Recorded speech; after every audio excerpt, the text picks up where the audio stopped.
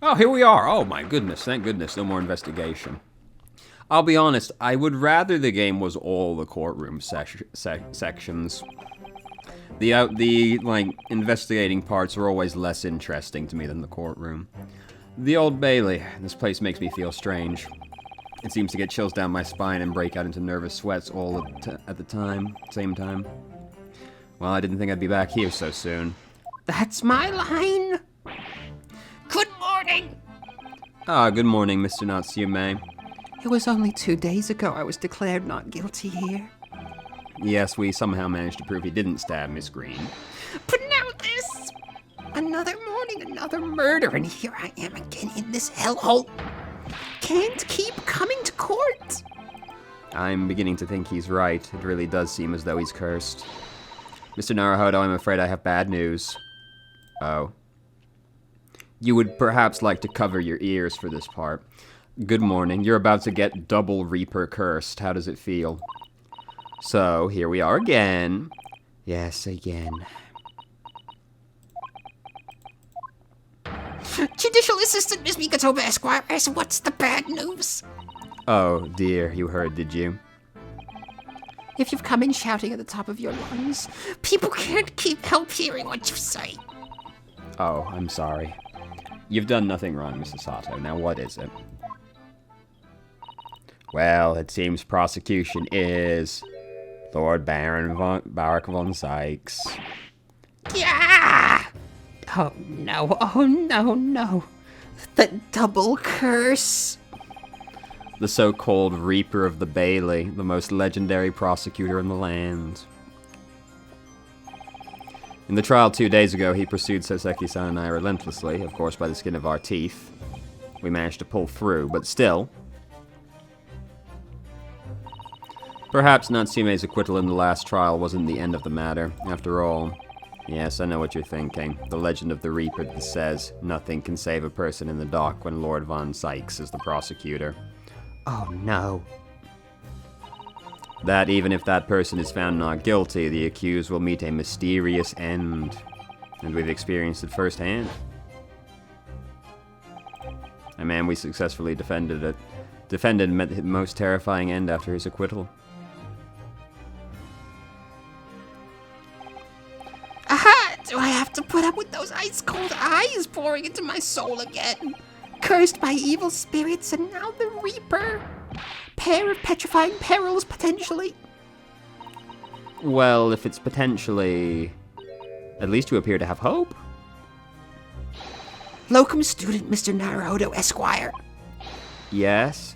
I'm innocent, you have to believe me.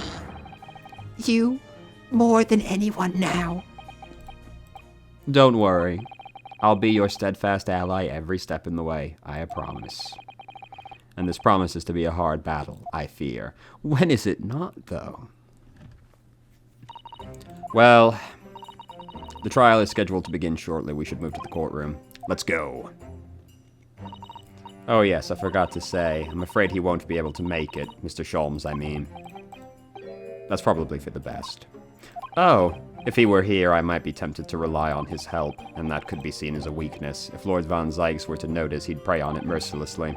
At least that's my gut feeling. Mr. Naruhodo. You're right. Yes, you're so right. Oh, well said, locum student Mr. Naruhodo Esquire, well said.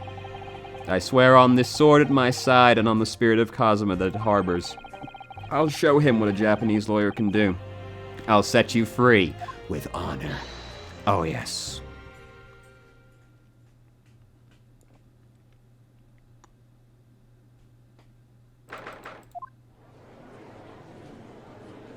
Yeah, we really do only see 5 jurors, well, more than that. We guys only see 7 jurors, don't we? In the name of Her Majesty the Queen, I hereby declare this court to be in session. I now call upon the counsels for the prosecution and defense to declare their willingness to proceed. The prosecution is ready. The defense is ready, my lord.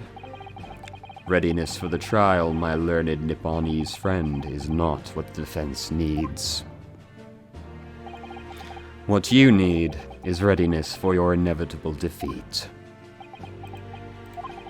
It's not just in my imagination, it's really there. Lord Von Zykes has such animosity towards us Japanese, you're only just noticing. It was some time ago now that he first became known as the Reaper of the Bailey, I believe. These past years, he hasn't appeared in court at all. Yet now he's back in the courtroom, though for some reason only when I'm defending. This Reaper, with his curious disdain for us Japanese, is a prosecutor shrouded in mystery. Still, this isn't the time to be pondering that. I have to concentrate on Soseki's trial. Furthermore, I now call upon the 6 ladies and gentlemen of the jury. You have been chosen at random to represent the will of the people. Are you ready to fulfill your duty? Absolutely. I had a feeling this Larkin wasn't so innocent before. I must say that I feel especially ruthless on days when my hat refuses to sit right. Oh, well, I rather like it how you're wearing your hat. I think the ruthless look is very fetching, actually. Simp. I need to be somewhere at 10 o'clock. I have a very important meeting. Let's make this quick.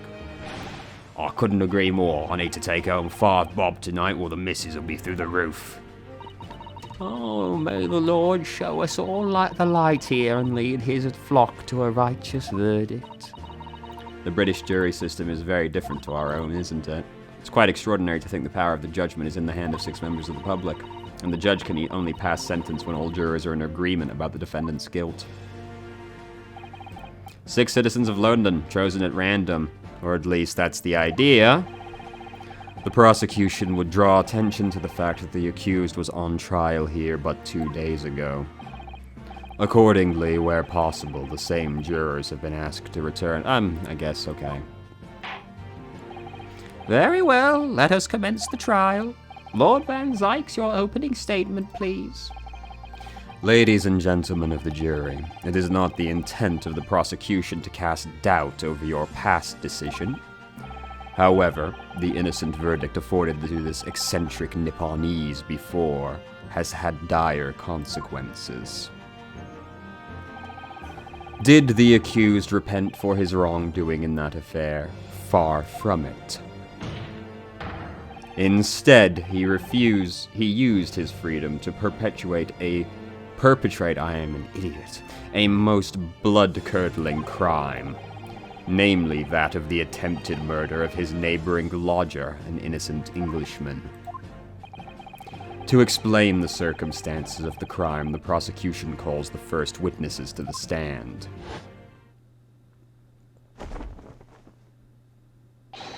The detective responsible for investigating the scene, and the accused himself.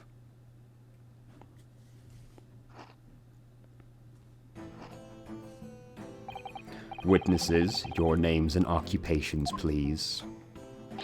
Yes, sir. Tobias Gregson, Detective Inspector at Scotland Yard's Homicide Division. Soseki Natsume from the Empire of Japan. My government ordered me to come here as a student to study your language and culture. Mr. Natsume? Yes, my lord, sir. I'm quite sure I'm not mistaken that you swore an oath never to set foot in my courtroom again. I remember it as if it were yesterday. The day before, in fact, my lord, but close enough. Believe me, this is the last place I want to be. Inspector, let's hear from you first. Explain the case for the court. Right you are, sir. The incident occurred at the Gary household where the defendant has lodgings. In the ground floor of the room of the victim, Mr. William Shamspeare, the defendant has already admitted to visiting the victim on the night in question. Mr. Shamspeare collapsed in his room as a result of poisoning by strychnine. He was found the following morning when the landlord suspected something was wrong, broke down the door. This means, I presume, the door to the victim's room was locked at the time of the incident.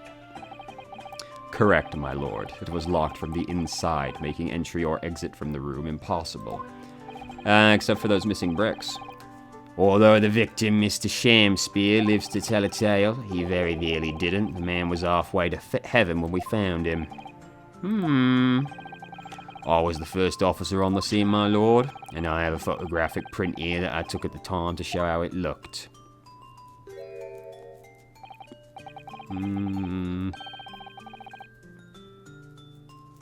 I don't see anything outwardly odd about it, but I guess we got there pretty soon after. Yes, a chilling scene indeed. The man looks very much deceased. That's right, everyone present believed that's exactly what he was. Very well, I will accept this photographic print as evidence.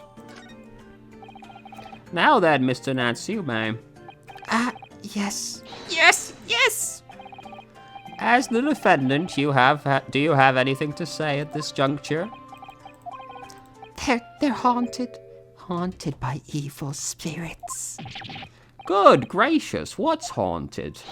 My lodgings. There's a whole series of strange happenings in my lodgings.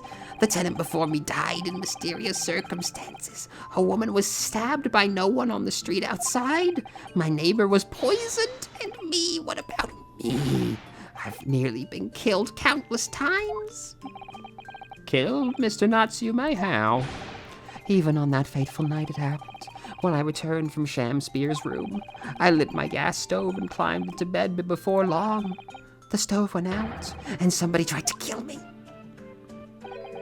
You must always extinguish all fires before retiring for the night, Mr. Natsume. But it's so cold, my runny nose would freeze. The point is, I didn't poison my neighbor. Oh, why am I being accused of this? Why is my existence so cursed? Thank you, witnesses. I believe I have a reasonably clear picture. If I could raise one more point, my lord. One more conclusive point. Conclusive? Go on. Fortunately, the victim, Mr. Shamspeare, had regained consciousness after his ordeal, and he has named the true culprit. The poison consumed by the victim was administered in a cup of tea that he drank on the night in question. Tea, my lord, that was brought to the victim's room by the accused. The accused? Good grief! Order, order! Yes, that's the crux of his whole case. If Soseki-san is innocent, then why? Why has the victim accused him? Well, Mr. Natsume, what have you to say to this accusation? That evening, yes, I did take some freshly brewed tea with me when I visited Mr. Shamspeare's room as a gift. The public water pump outside always freezes at night, so I bought bottled water especially to make it. And this is the result. Never will I touch tea again, never. The public pump was frozen, you say? That's not information we've heard before. That will do, thank you. Now, according to our laws, the defense must have the opportunity to cross-examine the witnesses. Therefore, I call upon these witnesses for formal testimony. I presume the prosecution has no objection? None whatsoever, my lord. Good, then you will give your accounts of the events. Yes, my lord.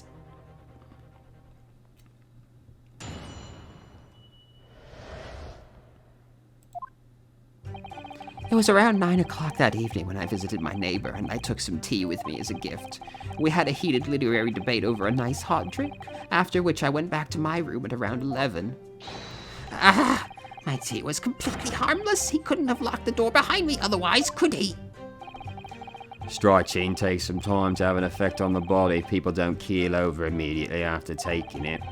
The victim would have been perfectly able to lock the door after his guest left. The argument still stands. I want to press on the point about the poison, because I want to, I don't know what that poison is, so, you know. I see, it's all relatively straightforward. Excuse me, but that testimony does raise one rather crucial point, I think. Mr. Natsume claims his tea to have been harmless, presumably, though. The teacups have been examined for traces of poison, haven't they? Why didn't I think of that? Well, as it happens, no. We haven't been able to.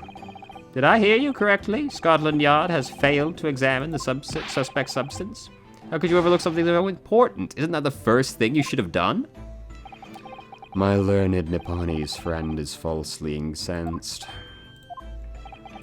The inspector said Scotland Yard was unable to examine the tea, not that it was overlooked. Unable? Why? It's simple enough. There was none left, not a drop, except for that drop that was on the table. Someone must have been very thirsty indeed. With current scientific techniques, it's not possible to test for poison under such circumstances. We only need a drop, but that one drop does actually have to exist, funnily enough. The lack of examination notwithstanding, it appears nothing other than the tea passed the victim's lips on the night in question. I see, thank you. The matter is clear. Cast your eyes over the jury, my learned friend. What? You can see it in their faces, I'm sure, the recognition of the accused's guilt. Your client's fate is all but sealed. In mere moments from now, you will lose, and your compatriot will be damned for all eternity.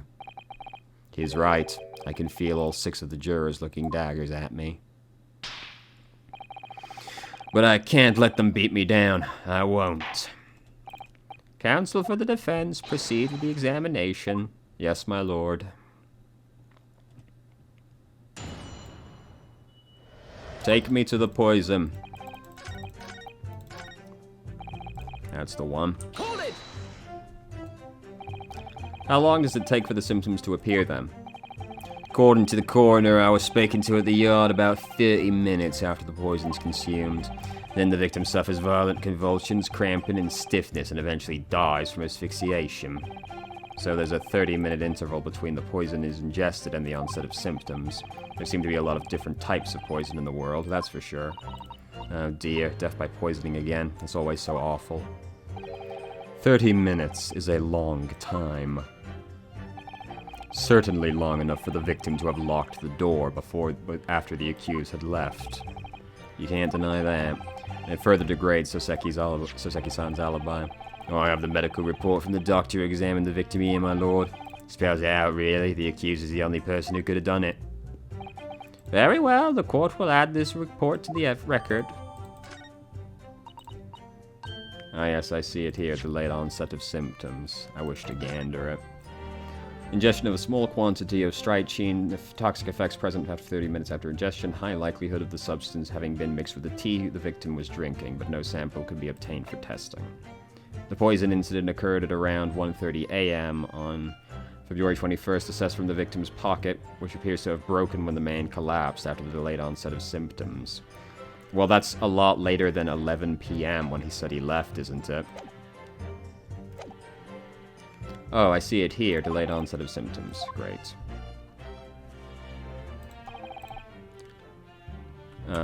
Whoop. I meant to go back, actually. The argument still stands, you say? This is what Master Natsume's been saying, hasn't it? The pair of them drank tea together that night, so if there was poison in it, the victim wouldn't have been able to lock the door after the accused left later on. Exactly! Me and my tea are innocent, sweet and innocent, I tell you. I'm afraid, sir, that doesn't follow. You see, strychnine is a slow-acting poison. In other words, it takes time for the symptoms. So you could have left the room up to 30 minutes after the victim drank the tea. As long as you did that, Mr. Shamspeare would have locked the door after you'd gone. But no! We drank the tea straight away. The battle over whether Romeo or Juliet was stronger, it was Juliet, by the way, that came after the tea. Do you have any evidence to support that statement? In my great homeland, the Empire of Japan, we have a saying. Drink tea while it's hot. Sure, a proverb that will satisfy the jury. I'm afraid there's no conclusive proof to support that. On the contrary, there are sufficient grounds to infer his guilt. No. Yes, extend to the, go back round, It's okay, we've got more. It was around 9 o'clock that I visited, yes. Hold it! Were you and your neighbor good friends then? No, we weren't friends, not at all, not at all. Never, ever. A simple no would have sufficed. Then, why did you pay him a visit? Mr. Shamspeare fancies himself as having great literary knowledge. As a fellow scholar of the English literature, we find much to talk about together. Come now, no Nipponese could understand the finer points of English literature. And on the night in question, that was the topic of conversation, I presume? It was the day of my last trial. When I was acquitted, I'd just arrived back at my lodgings. When I ran into Mr. Shamspeare outside on the street, that was around 6 o'clock. We exchanged one or two pleasantries, but it soon turned into a heated discussion. He was on his way out at the time, though, so I promised to visit his room at that evening at 9 to continue our debate. But did I have ill intentions? No, not one, not two, not any, not at all. Never, ever. A simple no would have sufficed. Then tell the court what happened. What did happen when you visited the victim's room? We had a heated debate over a nice hot drink, after which I went to my room at around 11. That's the one I present the death autopsy on. A literary debate about Shakespeare's work, I think you said, didn't you? Shakespeare? A very worthy topic of conversation. Oh, yes, my lord. Romeo and Juliet, who was stronger? It was a profoundly pleasurable parley. Romeo and Juliet? Who was stronger? I know I'm going to regret asking this, but how did the debate go? Well, we both agreed that we would reach a conclusion more quickly with a reenactment. So we battled it out in a Greco-Roman style, naturally. What? Mr. Shamspeare had all sorts of costumes in his room for such a contest. So when you say a reenactment, you mean you were actually in costume? He as Romeo and I as Juliet, and after a vigorous, wild tussle, this is gay as fuck. I, as Juliet, came out on top, a victory I'll cherish forever. I dare not imagine the terrible scene of carnage. The fact remains that it was you who prepared the tea and took it to the victim, correct? I boiled the water in my room and made a pot to take with me. I'd heard that he was too poor to have tea himself. It's true, there was no sign of any tea leaves in his room. I wanted to do something nice, to be friendly. So why is everyone looking at me with such suspicion? My tea was harmless, of course it was. And do you have any basis for that statement, witness? We'll press on this as well. It's the last one anyway. Yes, there was not a drop of tea left in the victim's room anywhere, was there? Except on the table. That's correct. Anyone would think the fellow had never had a pot of tea before. He must have licked it dry. Which is a pity, because one drop is all we would have needed to analyze it. And you say you returned home to your room at 11 o'clock, Mr. Natsume? Yes, definitely. By heaven and earth, I swear it. The landlord was able to verify that as it happens. He confirmed the defendant went back to his room at 11 that night. And how was the landlord able to attest to this? Yeah, said it was the lamps, I believe. The lamps, Inspector? When the tenant returned to their rooms and started using... Yes, Mr. Gary seems to pay a lot of attention to the comings and goings of his tenants. There's only one key to Mr. Shamspeare's room, I know that for certain. So he must have locked the door himself from inside his room. The victim has confirmed that to be the case, yes. So I'm right, my tea was harmless, completely harmless.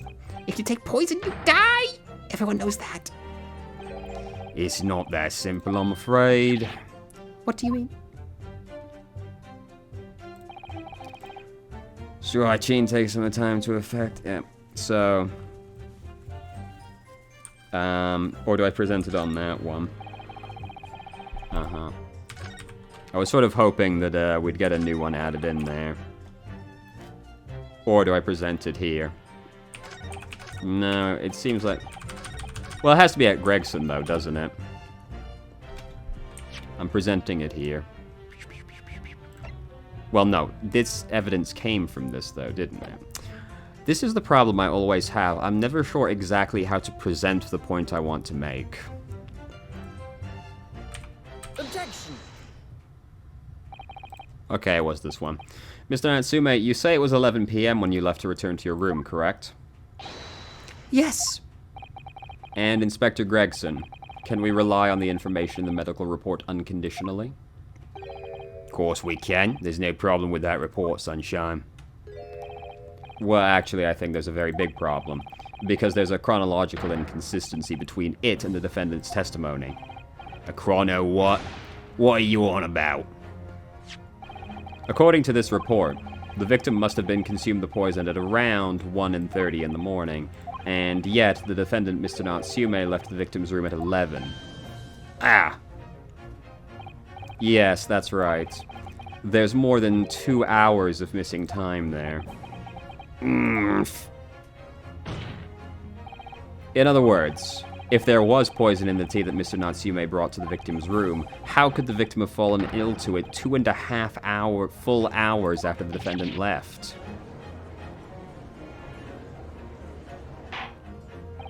The defense's argument is entirely reasonable. How do you respond, Von Zykes?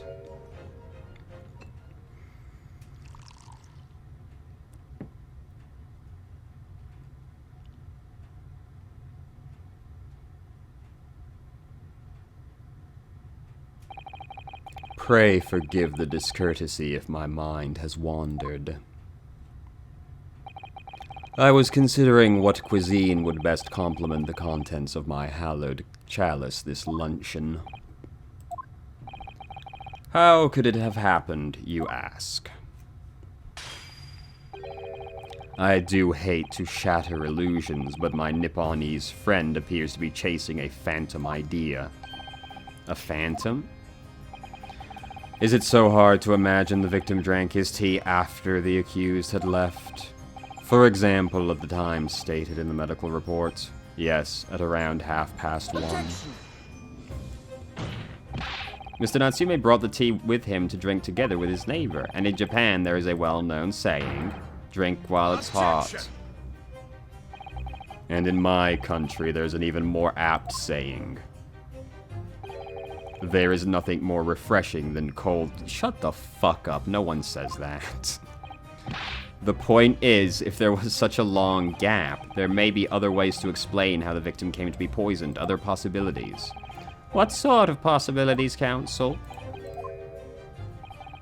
Well, for example, the man could have had another visitor. Another visitor. That's a very bold assertion, my learned friend, from someone who has nothing to substantiate it. Or the victim could have taken the poison of his own volition. You suggest this may have been a suicide, counsel? Mr. Shamspear has categorically denied suicide. The idea can and must be discounted. But he could be lying.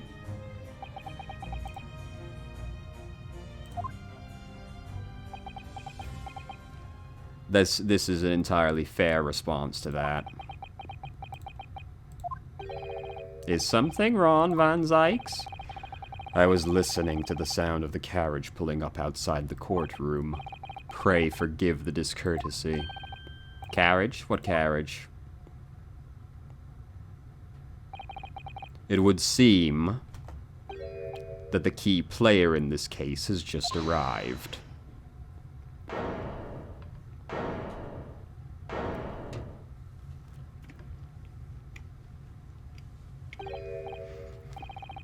Out, brief count. Sorry, I'm eating.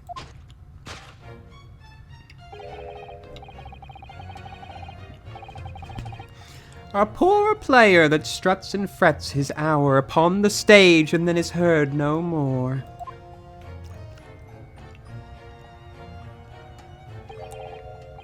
It is a tale told by an idiot, full of sound and fury, signifying nothing.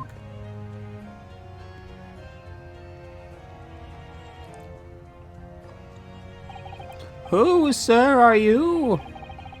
William Shamspear, my lord. Alas, 'twas I, undone by these bitter events. I am the victim. What? What's he doing? I mean, I thought he would be. I'm surprised it took him so long to get here. The prosecution seeks to call this gentleman to the stand. With his testimony, my learned friend's futile resistance will be utterly crushed. You're calling him as a witness? Very well, counsel, I grant your request. I'm curious to discover what the court shall hear from the victim.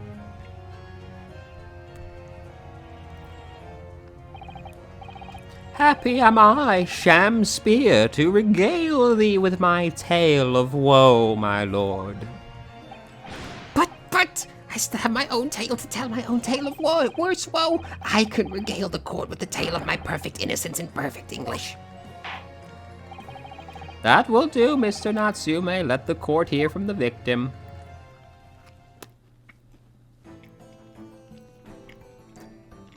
Oh, hello. Alright, so that's Sham-Spear. But who's that? Yes, I think I feel sure we've caught a glimpse of that man before. State your names and occupations for the court, please, witnesses. A right of words so sweet they do scent the breeze, an inventor of ideas so profound they compose the earth. The unrivaled poet, the unmatched scribe, William Shakespeare. Were the great bard to be recalled to life anew, lo, what a magnificent man! Good fellows, I am he who ponders such a miracle, William Sham-Spear. Oh, name is Meter Man. Adron B. Meter Man. I work for the Altamount Gas Company, East End Branch Office. Oh, I remember now. It was yesterday on Briar Road. Oh, yes, she's right. It's him.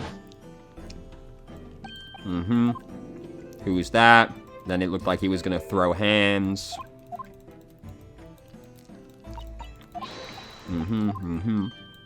Yep, there he goes. Away, strike a pose.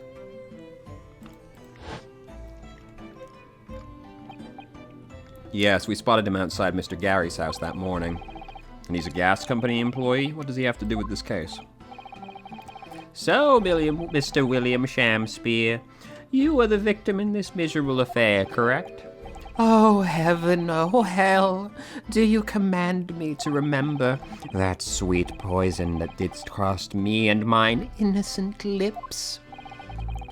I subpoenaed him for the trial with his doctor's permission, naturally.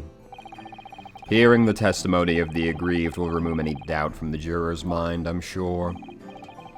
Behold, you have only to rearrange the letters of my name to see that's me, a seraph, an angel indeed.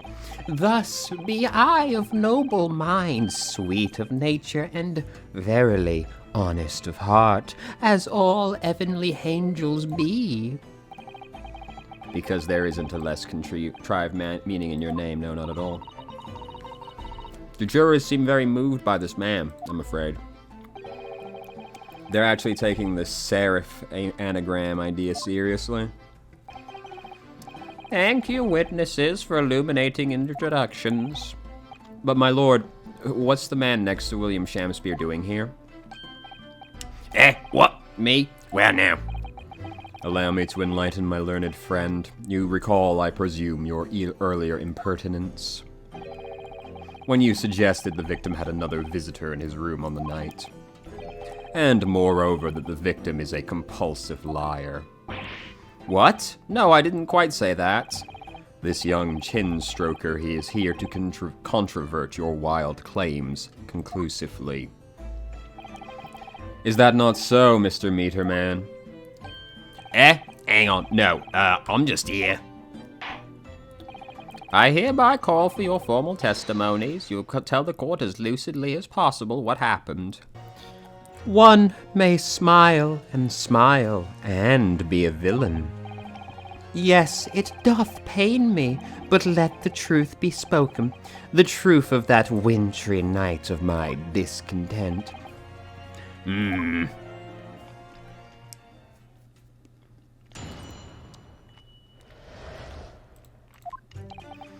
The snow lay about, my neighbour did cometh in the evening, bearing a gift of tea. But merry, better was his drink, and when he left, I did fall prostrate on my table. 'Twas the tea alone did pass my lips that late hour, naught else. I was outside this bloke's window in the freezing cold all night, keeping an eye on his room. No one else visited his room but that short little round-backed Eastern fella. Wait, what did you say? You were keeping an eye on Shamspeare's room? That's right. Of course, the bloke's window is all but blocked up, isn't it? But there's a little gap in the bricks where you can see into the room, so I spent the night trying to keep my teeth from chattering as I peered in through that. The question is, sir, why? Well now, that's because he's on my list. What a piece of work is a man. Wherefore wouldst thou not stare in wonderment? What are you talking about? This buzzing busybody hath not part in this play. I pray thee pay him no heed, make no more ado about his tedious words. What did you say about me? Was he he looked like a fucking bee, what was that? Calm yourself. This court is concerned with what happened on the night in question, nothing more. Indeed, that is so. And as the testimony we have just heard clearly reveals, there was no one other than the accused present at the time which could have carried out the crime.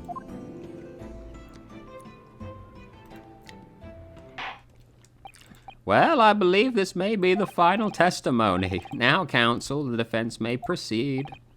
Yes, my lord.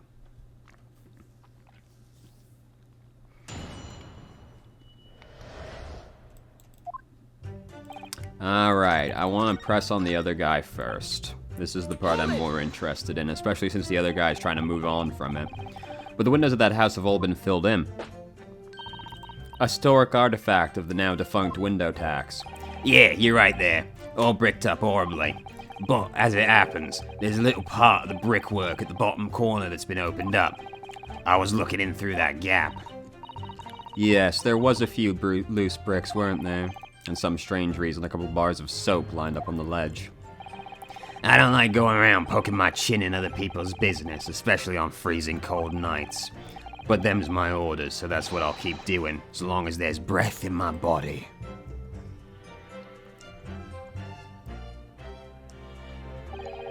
What's with all the theatrics today? Out of the interest, Mr. Meterman, after the accused had left and returned to his own lodgings, did you see the victim leave the room at all? No, he never left. He was in that room the whole time, as far as I'm concerned. And we can therefore discount the possibility of suicide. How can you be sure of that? The police carried out a thorough investigation of the scene and found no receptacle for the poison. And since we know the victim... I'm running that one through my head. Do all the bars of soap have that little thing in them? One of them was cracked open. That one didn't... Do we have the one that was cracked open in evidence? This one's missing. Oh, this one's just missing it. Oh my god. This is the receptacle for the poison. Oh, what is it, Mr. Naruhodo? This bar of soap, when we first found it, I could have sworn there was some sort of round disc in this depression. Yes, you're right, I remember it too. But now the depression is completely empty. Where could the disc have gone? I guess it melted? Yeah, that was... Okay, that makes sense. If it's something that melts, it could have been dissolved in the tea, right? Yeah, and that's why they were stuck on the windowsill, so this part wouldn't melt. I don't know. You know, we're like 10 minutes into the case. Who knows? But that's what I'm thinking. And since we know the victim didn't leave his room, and hence he didn't dispose of the poison's container himself, it's clear that this was no attempted suicide. Only the culprit could have removed the receptacle. Ah, yes, lucidly explained, counsel, thank you. It really was, you can't argue with the logic. No one else visited his room but that short little round-backed English fella. You say a short little round Eastern fella, so you can't be sure it was the... Oh, shut the fuck up, Ryunosuke. How many other short little round-backed Nipponese with a mustache do you think there are in London? Well, of course, there's only a narrow gap and it was quite dark, so I didn't notice the mustache. But he showed up around 9, so I'm pretty sure of myself. And when the person you saw arrived, did he and Mr. Shamspear drink tea together? Nah, sorry, couldn't say. Why not? Because I couldn't see into the room now that well, could I? But what I could see was the silhouette of that little round-back fella wearing a pretty dress. Then the pair of them started some kind of wrestling match. I tell you, I didn't know what to make of it. Sounds pretty gay. I suppose that would be the Romeo and Juliet championship battle getting underway. Mr. Meterman, allow me to confirm one final time. Apart from the accused, you can state with certainty that no one else visited the victim on the night in question. No question. Gasman's honor. So that's the entire testimony. What do you think? Well, can't see any obvious holes. Yeah. Oh dear. If nobody else visited, He's guilty. Yep.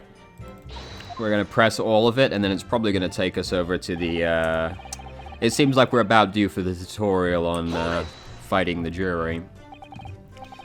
To be clear, by neighbor, you are referring to the defendant, Mr. Natsume. Oh, indeed, sire. Perchance thou wouldst that I call him the man from upstairs. And at what time did the mustachioed Nipponese visit you in your room?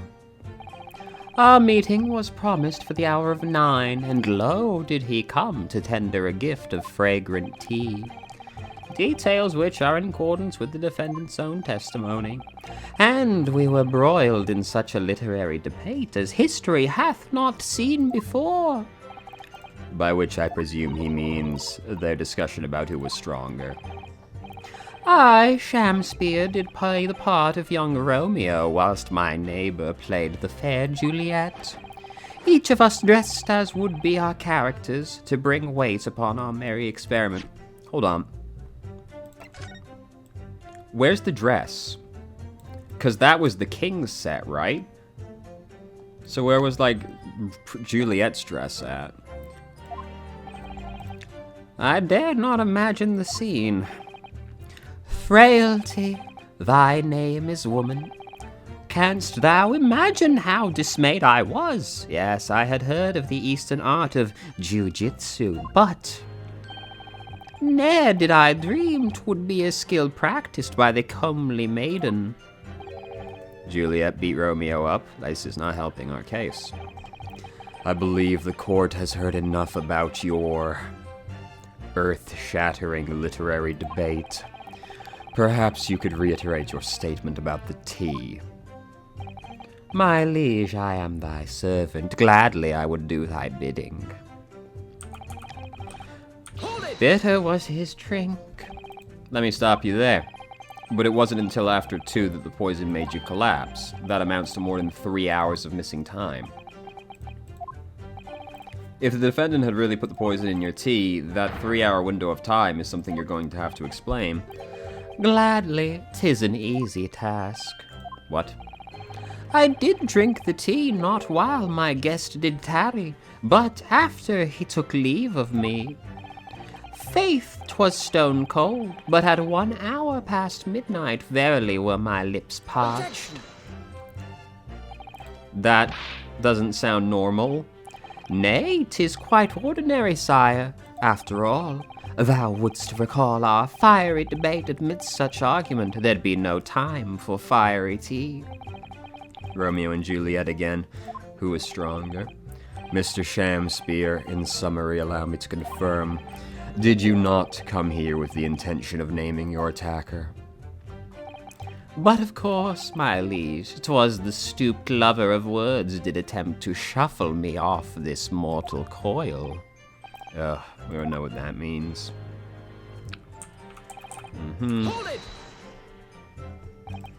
So, you didn't have any kind of evening meal, dinner, supper? Ha! Fay on luxury, fay on gluttony. To eat thrice daily is but a waste of time. Sorry? I would that my belly were full, no more oft than the sun doth rise. Well, most heroic eating habits, I must say. Night and day do I fill my hours with learned study of the great bard and playwright. Hence is it that there doth not time in my chamber be the costumes of mine art. That would appear to be the case, as even a rodent was found starved to death in your room. Now I think of it, it's not just food that was conspicuously missing from that room, is it? I don't recall seeing a single play or script anywhere. For I have devoured them all. You've eaten them? Every word would be within my skull, didst thou imagine otherwise. Right, that wasn't misleading at all. Now, could you turn around, do you think? Which brings us to the conclusion that the only way the poison could have passed the victim's lips is in the tea.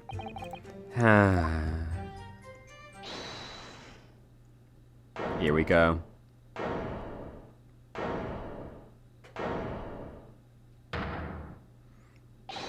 My lord, Goodness me, yes, Mr. Foreman.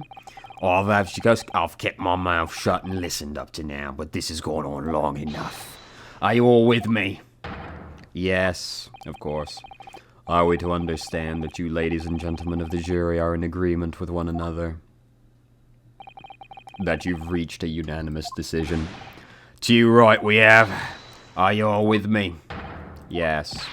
Wait, no, the defense is in the middle of a cross-examination. To be honest, I was holding out a bit of hope for you, young man, especially after you identified those few hours that followed the accused. Yes, the 3 missing hours, as you put it. But in the end, what difference do they make? None as far as I can see. And since there's now apparent, there's really no reason to delay our decision. Like I was saying before, if I don't take 5 bob home with me tonight, the missus will blow her top. What's that? Sorry, I didn't quite catch what you said. Very well, let the court be appraised of your decision. Ladies and gentlemen, state your leanings. Guilty. Guilty. Guilty. Guilty. Guilty.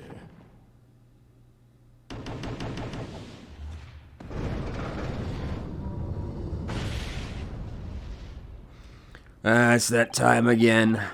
All of you? Well, it would appear the jury is indeed unanimous.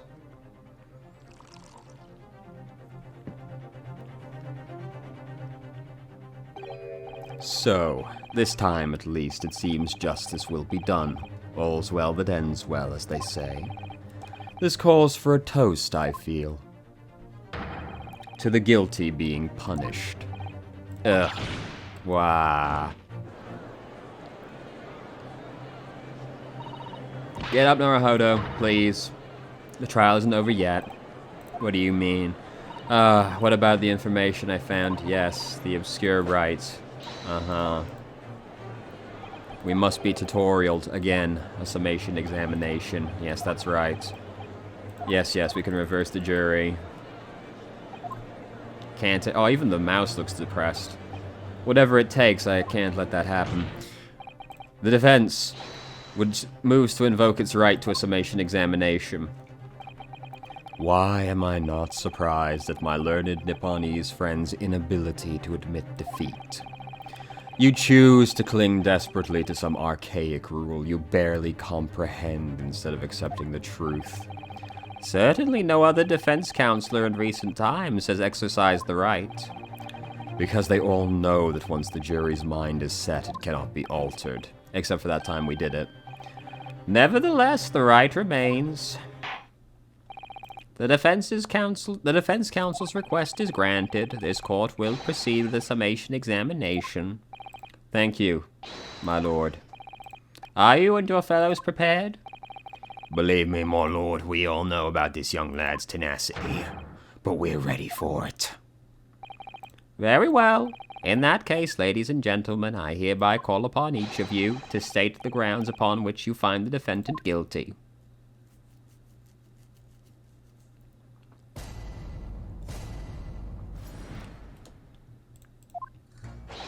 The victim may not be well off, but he's a noble man and straight up. There's no reason to doubt it, man. Well, I do declare the good gentleman has no reason to lie. In fact, I think he's rather splendid. Just look at the accused by comparison. He's Japanese, stoops all the time, and he has a mustache. Very fishy. There's no evidence to suggest the gangling actor is a fraudsman, for now at least. Yeah, I really don't care. Lord, I just need to get this trial to end quickly. 3 hours of missing time is nothing when you reach my age, you know. Nothing at all. I knew it. Every single seems convinced. All the jurors have come to the conclusion he's an upstanding, honest citizen. If you ask me, they're all bewitched by his strange theatrical movements. And sadly, nothing Mr. Natsume said appears to have registered. Well, here goes. I pleaded with the jury. Here we go again. I do not need to be reminded. It's okay. No. None need. I am very ready.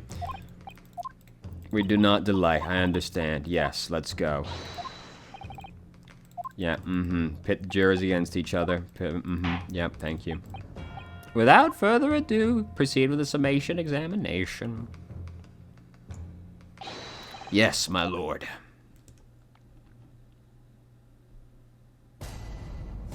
I dislike his face. Alright, so we have to go for the ones who didn't really give an answer first. Hold it! You keep talking about needing to take home some money. What's that all about, sir? Finish, lass. That's what it's about. What's that? I'm talking about the derby at Hyde Park, ain't I? It was the Queen's last cup last week, wasn't it? A derby? It was a dead cert, that's the thing. I couldn't lose, so I took me wife's secret savings, like. But then that hopeless old mare went and did the unthinkable. Oh, that stupid finish, lass. Oh dear, I think it's clear what happened. This is the day the missus uses her savings for a trip down the pub. Oh, come on, let's end this business lie right now. Just give it up. No, that's not gonna happen. Alright, don't illuminate me at all. Alright, I guess we're gonna go back over these other ones instead then. Start at the top. Hold it! Well, there are plenty of people in London who seem noble but poor. Couldn't some of them also be liars? I've no doubt about that. Like that shaky client of yours, for example. Absolutely not. Natsume's no liar. Look, the point is, the only thing that passed the victim's lip that night was the Japanese man's tea. When you take the Gossman's testimony into account, well, the truth couldn't be any clearer. Well, that's alarmingly logical. But let me be frank here. I'm a gentleman, and a gent with a gentleman's values. If it turns out that old Shakespeare's chum is a rotten liar after all, I'd gladly change my decision. And I'm sure my fellow gentlemen on the jury agree, isn't that right? Well, yeah, perhaps, though I don't see it happening.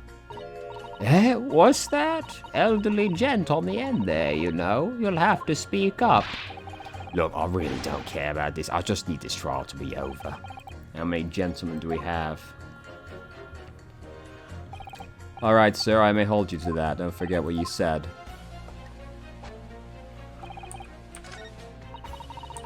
Hold it! Are you saying you believe the man to be trustworthy because he's rather splendid? No, that's not what I said. The point is, the man is the victim here. Why? What reason would he have to lie? And yes, he is rather splendid. So you say, yet again. Meanwhile, the man who stands accused behaves so suspiciously it's exhausting to look at him. I'm afraid he's not splendid at all. Splendid logic there, madam. Thank you very much. Just look at the accused by comparison. Not one of those things is a reason to find him guilty.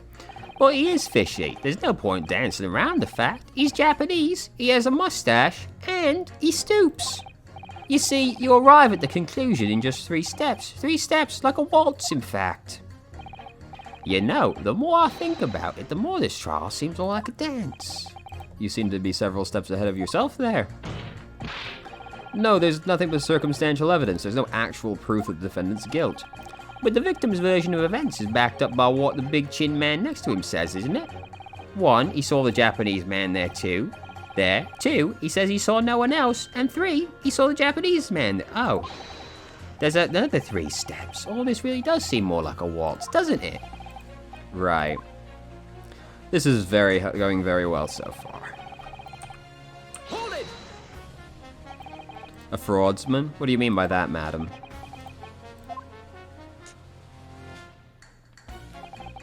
It really is a most tiresome problem for the company, most irritating. We can be absolutely certain that a customer is stealing from us, but without hard evidence. We can't even threaten to take action for fear of being sued. I'm sorry, she owns the gas company, I take it. I'm the wife of Augustus Altamont, owner of the Ultimate Gas Company. Good gracious, Altamont Gas, you say? Gas is the future of energy in this country and around the globe, but proper handling is essential. And as I'm sure as our employer from the East End branch office would be the first to agree. Absolutely, Lady Quimby. Gotta be used properly. Altamont gas is the best in the world, of course.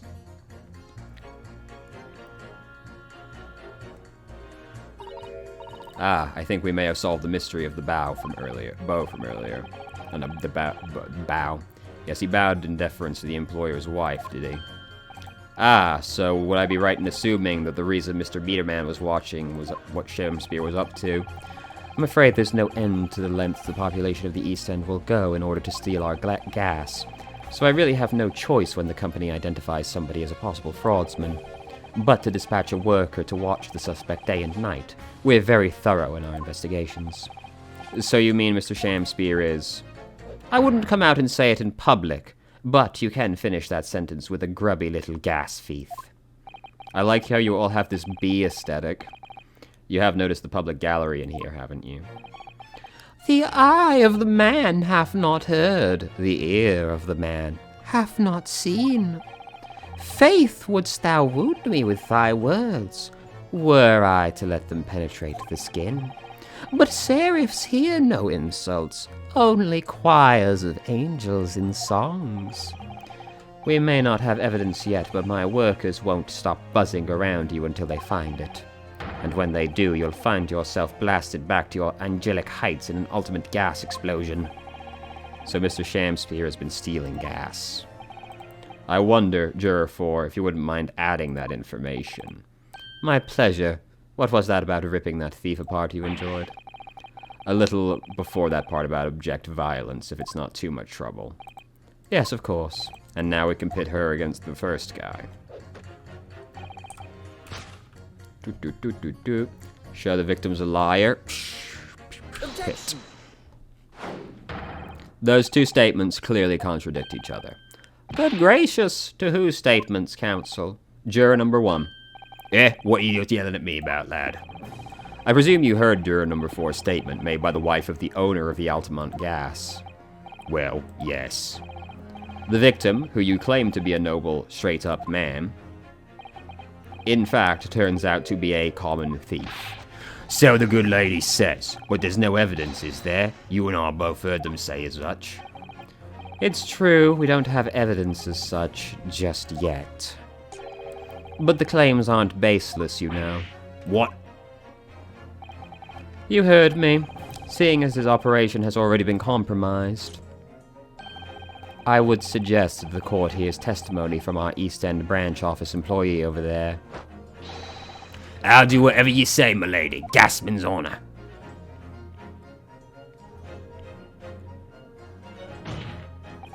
Juror 1, you say you're a man of your word. If I could show that Mr. Shakespeare was a liar, you assured me that you would reconsider your decision. Yes, I did say that. And as a man of honor, I'll hold to it. As I'm sure the other gentlemen of the jury will. Me? Oh, well, yes. Now that we've found out the man's a liar, perhaps we ought to consider the matter further. Well, if I'm perfectly honest, I haven't heard half of what you've all been saying.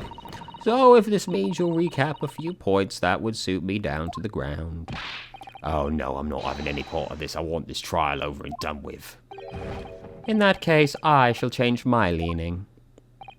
So, Mr. William Shakespeare, if that is your real name, We of the jury demand to know exactly what kind of man you really are.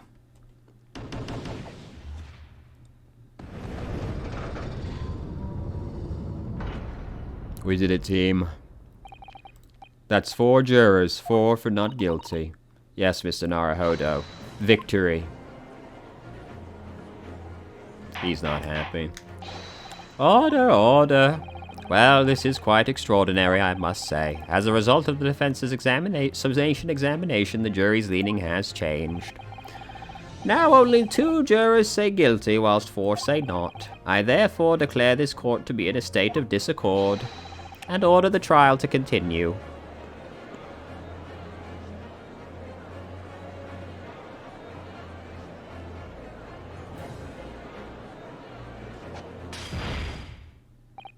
You have spoilt the bouquet, Mr. Shamspear. The ladies and gentlemen of the jury now find they are unable to trust you, the victim. But you gods will give us some faults to make us men. So God mend me, I do swear.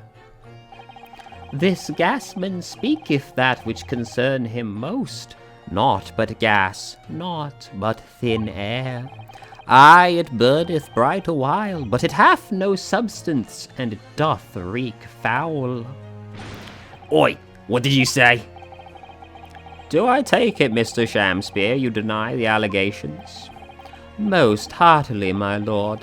Hadst thou forgot, I am as a seraph, an angel. Noble of mind, sweet of nature, and verily honest of heart. Ah, you flowery-mouthed pompous beanpole, just 'cause I haven't got the evidence yet.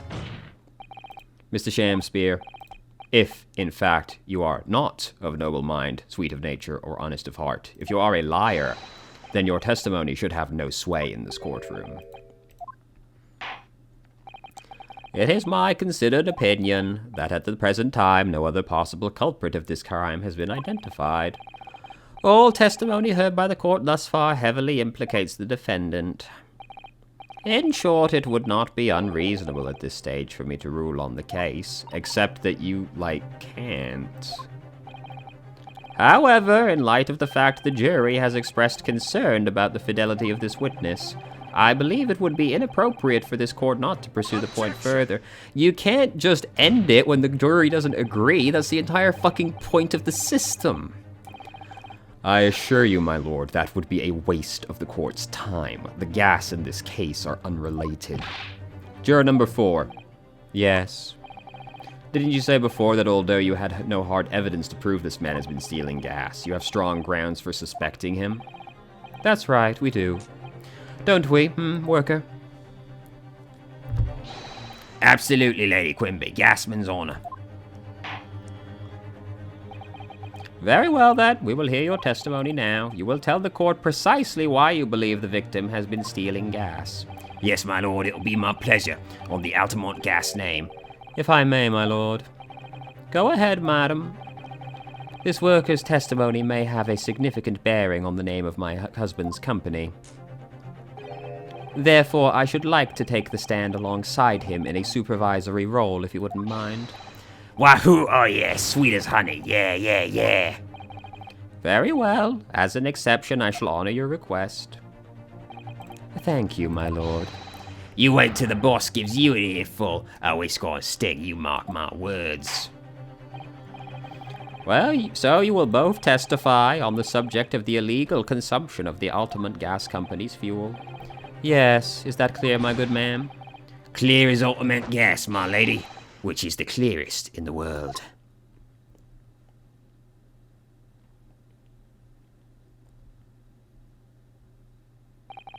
Do you think the gas has gone to his head?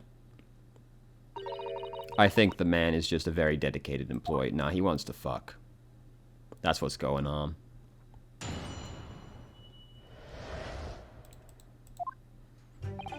I'm proud to be the company's East End branch investigator and meter money collection agent. Altamont gas meters accept threepenny bits, each calling giving customers about 2 hours of gorgeous gas. And yet, the meter in Mr. Shamspeare's room didn't have a single coin in it. The meter doesn't appear to have been tampered with, though, and the collection agent has the only key. Somehow, he's been using all the flaming gas he wants without paying a penny. If that's not thieving, what is?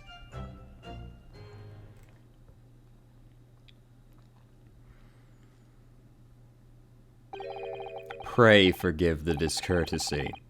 The irrelevance of this testimony caused me to turn to my hallowed chalice. What do you mean by that remark, Lord Van Zykes? Did the mustachioed Nipponese poison the gangling excuse for an actor, or didn't he? That is all that should concern this court, and yet now we must listen to this abhorrence. Clearly what separates the vast British Empire and your eastern island nation is more than geographical distance. But this could turn out to be crucial testimony. The cross-examination must go ahead. Do what you will. Lord Van Zykes appears to be in a violent mood. Yes, he does. An attempted poisoning and an incident of gas theft with no supporting evidence. It's true that they would appear completely unrelated, but I wonder, the truth tends to be buried in the most unusual places. Like how he could be poisoning himself because he's fucked up the gas pipes in his house.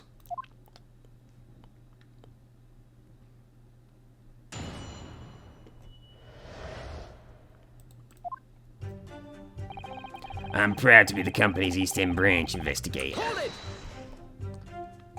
So does that mean you enter people's houses to empty their gas meters? That I do.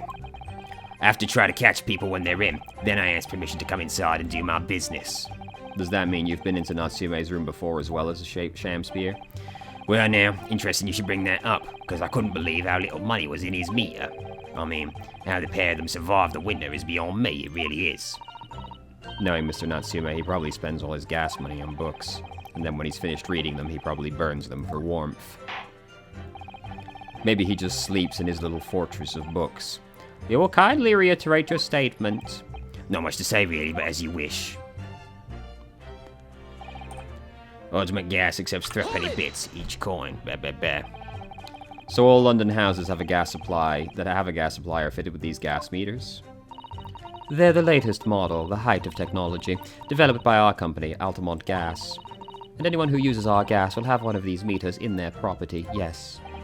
So if a threepence coin gives 2 hours of gas, most people would use about 3 coins in a night? A bit more than that, usually, if they have both gas lights and a gas stove, that is. Thinking about it, Soseki-san doesn't have a fireplace in his room of his, does he? Some people still choose to use candles, of course, and only have gas for heating. Yes, I do remember seeing candles in Mr. Natsume's room, actually. And how does the money in the meter get back to you and at the gas company? Every 3 days, a gasman like me pays the properties a visit. Likes to visit the properties on the gas supply and empty the meters of coins. I must say, the design and manufacture of the new meter cost the company an awful lot of money. But happily, it did put a stop to people not paying their dues, for the most part. Ah, because they have to pay in advance, you mean? Yes, exactly right. And yet, the meter in Shamspeare's room didn't have a single coin in it. Out of interest, how long has this been going on? Weeks and weeks. He's been pinching gas off us for ages. And you've examined the meter in Shamspeare's room? Naturally, we took it off the wall and went over it with a fine-tooth comb. And found nothing suspicious at all, I presume. No, I'm afraid we didn't. That's because he's fucking with the pipes, not the meter. Which is exactly why I demanded a new type of meter to be produced. One with an indestructible lock, the Shamspeare Special. That sounds like it would have cost an awful lot of 3-penny pieces. But even after all that, the rascal's meter was still empty. And I'll never forget the humiliation when I opened the money box and found it bare. You what? I said. You what? And the look on his face, the smarmy smile of his. I pulled the meter straight off the wall and took it back to the office. But you know what? Nothing. Not a trace of it being jimmied open anyway, not a single sign. And what's happening to my salary as a result? Down by 3 shillings a day, that's what. A life-threatening situation in a number of ways. Incidentally, what became of that meter? Nothing became of it. I've still got it. Oh. Right here. No wonder they call you the meter man. I think it would be prudent for the court to sequester this item. Ho ho ho ho ho. Let me crack that bad boy open. What we got?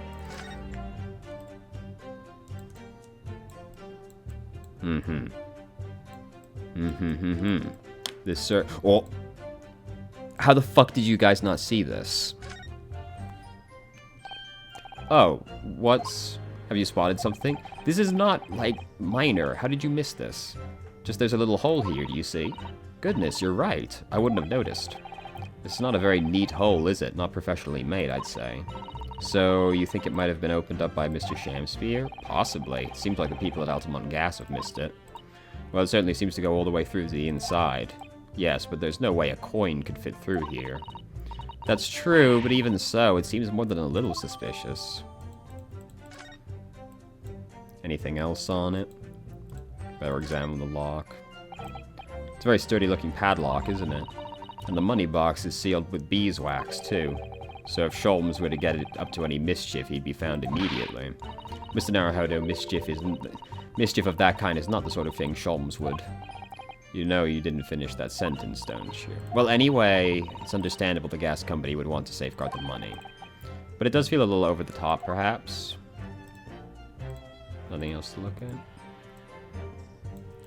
Have a gander in the pipes? No? Yeah, alright. Have a gander at the back? Alright. Definitely. Although at first glance, it doesn't appear to be anything unusual. Let's move along, shall we? Continue with your testimony. Though I would say it has as much value as the contents of that meter. Oof. The meter doesn't appear to have been tampered with. Lady Altamont, I'm afraid to say that this meter clearly does show signs of having been tampered with. What? Get away. I've been over there and over that thing. I'm telling you, there's nothing wrong with it. In that case, what do you have to say about this small hole that's been made at the base of the coin box? Hole? What? You're right. You're quite right. There's a little hole there. The meters aren't supposed to have that, and none of the others do. In other words, we can assume Shamspear secretly opened up this hole. Yes, I wouldn't be surprised at all. But why? Yeah, why? I mean, it's tiny. You couldn't get a farthing through that. Lady Altamont, I wonder if you could give the court some more details about your meter design. What sort of details? Well, I'd specifically like to know is how it differentiates coins. Ah, that sounds like it. How does the meter tell differences between the difference between coins? What do you mean? Well, for example, if someone were to put a 1 penny coin, that wouldn't work, presumably, would it? No, of course not. So, well, how does the meter know the coin is a threepenny bit? Ah, I see what you're getting at now. The meter tells coins apart by picking their size and shape and size, which includes their thickness. A threepenny bit is about 3/4 of an inch in diameter, you see. Other coins just won't fit. I see. It's clearly been well thought out. The witness will amend her formal testimony with that information. As you wish, my lord. The meter is designed for coins the exact diameter and thickness of a threepenny bit. Nothing else will fit. Hold it! But conversely then, it would seem that anything matching a 3-penny piece exactly in terms of diameter and thickness could equally well be used. Would that be true? Well, yes, in a way. The weight comes in at a certain extent as well. We've thought of that, though. Anyway, if I find any fake coins inside the coin box when I empty the meter, the contract says the customer has to pay 100 times the amount they diddled as a fine. We live for moments like that. Us gas men do live for them. It would seem the gas company has thought of everything. Wahoo! Hurrah for gas! Hurrah for cash! Altamont all the way. That's quite enough of that. Remind me, how big are fourpenny bits? About 3/4 of an inch across. What do you think, Mr. Naruhodo? Is this 2 centimeters measurement significant? Or perhaps there's some other aspect of the meter's construction. Maybe I should try a different tack here. Yes, delve deeper. How can the meter be dismantled? Dismantled? Yes, given that there are no signs of it having been forced, I'm wondering if perhaps rather than being broken apart, it might have been taken apart. Well, yes, that does make some sense. The padlock are made by a first-class locksmith from the finest quality steel, and the meter box itself is made from plate steel as well, welded shut to ensure it can't be opened again. I can assure you it's quite impossible to dismantle it. Wahoo! Yeah, nothing leaks from an Altamont meter. No coins, no gas, no nothing. I see. The witness will amend her formal testimony, as you wish. The padlocks have made, there is no way to dismantle it. So press again. Has anyone ever tried? Oh yeah, they've tried, but they've all given up before long. After all, if they actually broke the meter, the company would be able to take legal action. Yes, that makes sense. What do you think? It's welded steel construction is the welded... Or perhaps there's some other aspect we should be focusing on. Man. Like, as... We already did this. Oh, my god.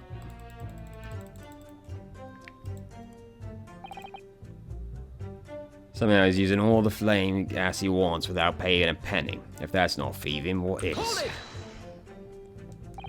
How do you know he's been using gas, though? Well now, since I started investigating this bloke, I've been to his room more than a few times. And every single occasion his lamps have been blazing and his stove pounding. In the middle of winter, and he still turns to me, sweat dripping down his cheeks, and says, "Get thee to a nunnery." Hamlet indeed. I could wring the bloke's neck, go all on the collar, but still, every time I open up that flaming meter, it's empty. He's robbing me of my salary too. What's wrong with the world? Where's the justice? But how could Mr. Shamspeare possibly be stealing the money? I don't understand. The simple explanation is right before your eyes. What? A toast to you eventually realizing the gasman could be an accomplice. You what? Good lord. Eminently plausible indeed. Well, what do you have to say for yourself? Oh, please, Lady Quimby, I'm a faithful worker. And besides, if the money us gasmen collect doesn't tally with how much gas is being used, you dock our pay by the same amount. So you'd be stealing money only to have the same amount taken from your wages. Clearly that makes no sense. Perhaps it's a case of losing the battle to win the war. No, no, no. I'm not going to stir up that hornet's nest. If I went stealing from the company, I'd be finished. It would seem there is no evidence to support the claims of thievery made against the victim, because Mr. William Shamspeare is innocent. Pray forgive me if that shatters some illusion my learned Nipponese friend was clearly under. I certainly didn't expect to uncover another crime. According to the testimony, it's only the meter in Shamspeare's room under suspicion. It does seem as though perhaps it has nothing to do with the incident. It does seem that way, but the fact is, since I've been practicing law in England, I feel like I've encountered this at least once already. Cases that are linked. It might seem two cases have nothing to do with one another, but in fact they're intimately connected. Yes, we have experienced that before, haven't we? I wonder if this is another instance. We can't be sure of that yet. So there must be something to it, but then how has he been managing to steal their gas? Alright, so...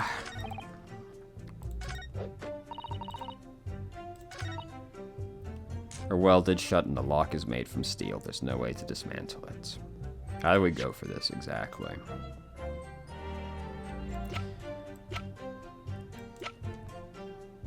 So you can't take it apart. It's allegedly welded shut despite the fact I can see fucking screws in it. But this is broken open, but that's only the coin box. The coins couldn't have gone through it.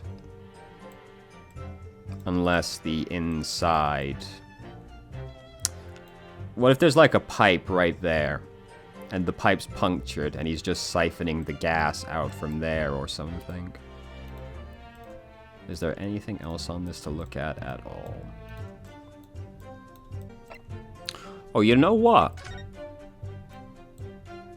Would this be the right size to get used as a coin? That would also explain why there were so many of them there, wouldn't it? Because obviously he'd need more than one if he was going to have enough gas. Is this what he got used? What got used? And then you could just melt it out the bottom, couldn't you? Yeah. Objection. I'm a fucking genius. Let me just confirm something here. If the diameter and thickness were to be correct, the meter would accept any object as if it were a threepenny bit. Is that correct? Yes, that is correct. Well, by something of a coincidence while we were investigating in Mr. Shamspeare's room, we found a particular item that matches the dimensions perfectly. Something the same size as the threepenny bit. What was it? The item in question is this. What? What, have you been inhaling gas? That's a bar of soap. It certainly looks like a threepenny bit. Certainly looks nothing like a threepenny bit, I must say. It looks like I'm going to have to point out exactly what I mean. Well, fortunately, there's only one thing of note on the bar of soap, so... You have to turn over the soap to see what I mean. Ah! Are you referring to the round depression in the middle of this bar of the soap there? That's right, a depression that's approximately 3/4 of an inch in diameter. Or in other words, almost exactly the same size as a threepenny bit. Get away! Does anyone here have present in their possession a bar? A threepenny bit? Quickly now, hand over your coins, ladies and gentlemen. It sounds rather like a highway robbery, doesn't it? What? Thanks to a kind member of the public in the gallery, I have a threepenny bit here. Now, to see if it fits. My word! It couldn't be more snug. Yes, as I suspected. This, without a doubt, is a vital clue to explain how the Altamont Gas Company is being defrauded. Well, I don't believe it. So, your assertion amounts to what? That some inferior bar of soap has a tentative connection to the theft of gas? Yes. The depression in the soap was clearly made by a threepenny bit. I think he meant, what does that really mean for anything? I must concur, at least, that pushing a coin with some force into a poor quality bar of soap such as this is a remarkably simple way of replicating the coin's shape.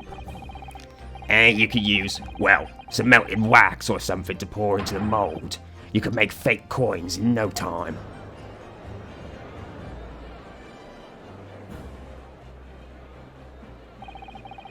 This brings all the pieces of the puzzle together. It's the method Mr. Shamspeare has been using to steal the gas. That's the missing link. And now if I follow the chain of thought, it's going to bring me to a new explanation for what happened that nobody's considered yet. I'm glad you know what it is, because I haven't figured that out yet, to be honest. This is all nonsense. If the man had been making fake coins, my workers would have found them when he emptied the meter. Quite true, Lady Altamont. In the absence of some black magic that could make them disappear. I see. That's what we're dealing with, is it?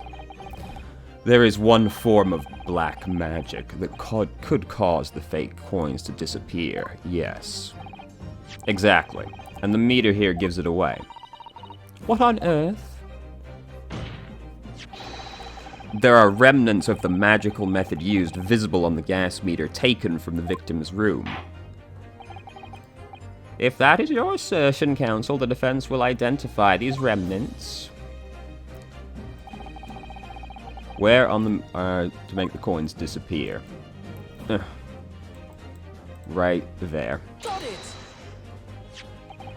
We found this bar of soap at the scene of the crime, just outside the victim's window. Outside? Yes, outside, where you yourself, Mr. What the fuck is wrong with me? Yes, outside, where you yourself, Mr. Meterman, were loitering in the freezing winter air. That's where we found this soap. Ah, I get it. That's right. The answer, of course, is ice. Did you say ice? Mr. Shamspeare has been leaving bars of soap like this outside his window each evening, filled with water. Or filled with tea. It all comes together. Oh, if he didn't drink the tea, because the depressions, the things filling the depressions were a weird color. If he used the tea to make it, he didn't actually drink it from Natsume. Because it wasn't clear water, it was like brown. After a night outside in the bitter cold, the water is completely frozen solid the next morning. Then he takes his fake coins of ice and feeds them into the gas meter, giving him light and warmth in spades. As his room becomes very comfortably warm, the ice outside, now inside the meter's coin box, melts, turning back into water and draining harmlessly away through the small hole made in the underside of the meter.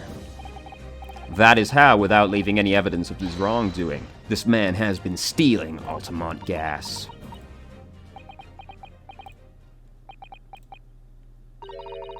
Just like that, so simply. Is he trying to make us look like idiots? He's been fooling us all with some bars of soap and some water. That's right, madame. I don't believe it. It can't be true. Do you have any idea how much money we spent to develop that new meter? And now you have the audacity to suggest that it's a bit of soap and some water can render it totally useless? I'm fairly sure I didn't design it. Evidence. Sorry? I want evidence. If you're going to stand there and tell me our meters are rubbish, I want to see proof. Well, if he's melting it, there's a puddle underneath it, isn't there? She's very good at enforcing accountability, isn't she? That's a little bit of an awkward animation since he doesn't have the armband on this skin. Very well. If you'd like evidence, I'll provide it. What? Mr. Naruhodo, are you saying you do actually have evidence? I did notice a trace of something that bothered me a little at the time. And I have a feeling... if he used the tea and then drained it out, there's gonna be liquid on the floor, and we can test that for the poison. And I have a feeling that this theory we've come up with now could explain it. Because, look, behold, that's a lot of water right there, brother. This is a photograph of the scene at the point when the victim was discovered, taken by Inspector Gregson, and it clearly shows the remnants of the crime carried out by Shamspeare. What remnants? Yeah, they didn't have me point it out, that's nice. Here you can see the gas meter on the wall in Shamspeare's room. Now, look closely at the floorboards directly underneath the meter. Wait. What is that? Some kind of grubby stain? Almost certainly, it's a water stain resulting from the liquid that drained out of the hole and made in the meter. Ah. If one coin gives around 2 hours of gas usage, then the occupant was heating his room in all his waking hours. We can imagine he would have used around 10 of his fake coins each day. The melting ice inside the meter's box would have been dripping out almost constantly, leaving a stain on the floor. This is awful. And there's further evidence, too. Mr. Shamspeare is slumped over his table, apparently having consumed strychnine. And right there, next to him, is a bar of soap broken in half. You're right. It would appear to me then, counsel, that the man was eating the soap, was he? Pardon me for disagreeing with you, your lordship, but certainly not. He didn't beat about the bush there, did he? In truth, Mr. Shamspeare was found with a fork in his hand. A meal of soap is sounding increasingly likely. Do you mean to say he was using that fork too? Yes. To extract a frozen coin from the bar of soap. Ah, But the bar broke in half. So perhaps it didn't go very well. Good gracious.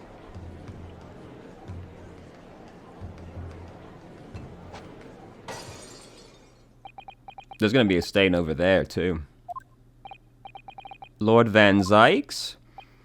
I was throwing my hand up in despair, and happened to catch my hallowed bottle on the way.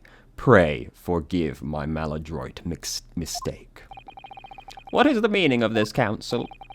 Allow me to pose my learned friend a question. What exactly did you establish with your most recent cross-examination?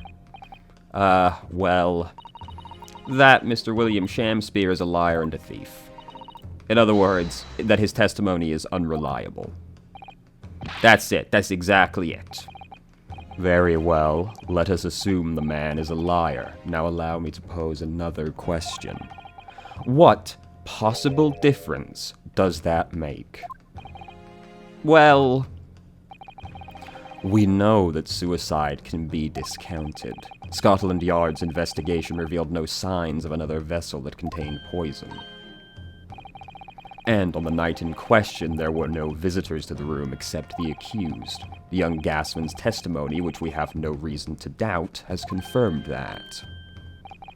Furthermore, the only possible way the poison could have entered the victim's body is via the tea.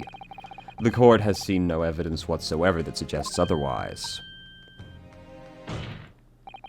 Even if William Shamspeare is the liar you claim him to be, these facts have been objectively established. There's no escaping it. I expected this moment. It's okay. Therefore, in light of these facts, the prosecution calls for immediate adjudication.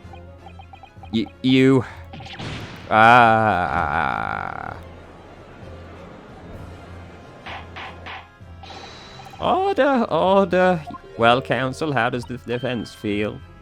Mr. Naruhodo. What was the point of that last cross-examination? Did it actually get us anywhere? Or did it make no difference at all, like Van Zykes is saying? Raise an objection. No, this isn't over. The defense will not rest. What? But counsel, you've successfully explained everything. You've identified and substantiated the unscrupulous method employed by Mr. Shamspeare. What more is there to discuss? Lord Van Zykes just highlighted 3 facts in order to make his point, but contrary to what he would have the court believe, not all of them have been objectively established yet. What are you trying to say, my Nipponese friend? At least one of those so-called facts is an assumption made due to a lack of evidence. But the situation has changed now, following the cross-examination of the latest witnesses to take the stand. Don't be absurd. What is this nonsense? Yes, when you bring everything we've learned so far together and consider it as a whole, it's clear. There's a question now we need to consider, namely, was the poison in the tea? We've all been led to believe that the strychnine poison that afflicted Mr. Shamspeare was in the tea brought to him by Mr. Natsume, but that's conjecture at best. Objection! The victim has testified that nothing else passed his lips that night. There is no other possibility. And since there was no trace of the tea left at the scene, it couldn't be tested for traces of the poison. Oh, we've got some traces of tea, brother. As I said, the situation has changed. Because in fact, some of Natsume's tea was left at the scene, and a particular piece of evidence proves it. A ludicrous claim. Scotland Yard detectives investigated the scene exhaustively. What evidence are you suggesting they missed? The defense has made a bold claim. Very well, counsel, present your proof. So I probably present the photo, right, rather than the bar of soap. Take that! I suspect it meant possibly if we dig deeper. I assume this was not the correct answer. Okay, then I will use the soap instead. I wanted to point at the puddle. Take that! Good gracious! The soap again? I feel like both of those pieces should have worked, to be honest with you, because I could just point at the water on the floor and be like, there's the evidence. The soap again? The same bar the victim used to fashion his coins? Yes, that's right, my lord. It's just come back to me. Something about when we first found this bar of soap at the scene yesterday. It's more bars of soap. Soap? What are the soaps doing out there? I'm quite certain that when we originally stumbled upon the bars of soap, there was actually a frozen coin in each bar. So you discovered the gas thief's coin factory. Fascinating. In a way, yes, but there's more. The coin we found in the soap at the time weren't normal ice. There was something strange about them. Exactly. Something very obviously strange. They were red. The ice was red. No, you mean... That's right. It's obvious to me now. The fake coins in the soap were made from frozen tea. What? I would remind the court of a statement made by Mr. Natsume earlier in this trial.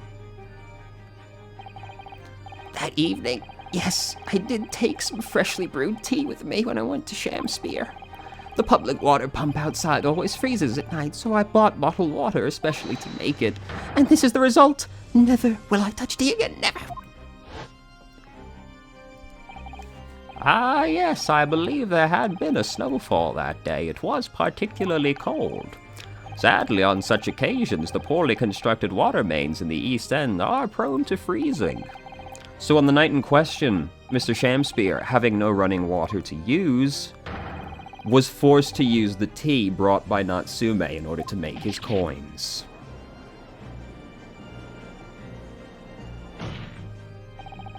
There were 2 bars of soap on the window ledge that my judicial assistant and I investigated. That's right, and we only borrowed one of them. Which means that, even as we speak, some of the defendant's tea is still present. Frozen solid in a bar of soap outside Shamspeare's window. Extraordinary! Earlier today, Inspector Gregson informed the court that even if even one drop of the tea remained, Scotland Yard would be able to analyze it. As such, we are now in a position to prove or disprove what has until now been mere conjecture. By finding out for sure whether or not Natsume's tea actually contains strychnine. Ugh! You smug Nipponese! My lord, we cannot do the defendant the injustice of passing judgment now. The police should be dispatched to recover the remaining bar of soap, and the defense requests a thorough analysis of the frozen tea to determine whether or not it contains any poison. And if it doesn't, we're fucked. Bailiff, instruct the police to attend the scene. Yes, my lord, understood. We did it, team. We finally connected the gas. It would seem we have no choice but to suspend these proceedings for the time being. I trust you have no objection, Lord Von Zykes. None, my lord. Scotland Yard will recover the tea from the scene and carry out the requisite tests. The trial will resume at the same hour tomorrow. Oh, we're going for a whole day. Okay. The prosecution and defense may conduct further investigations as appropriate. Yes, my lord.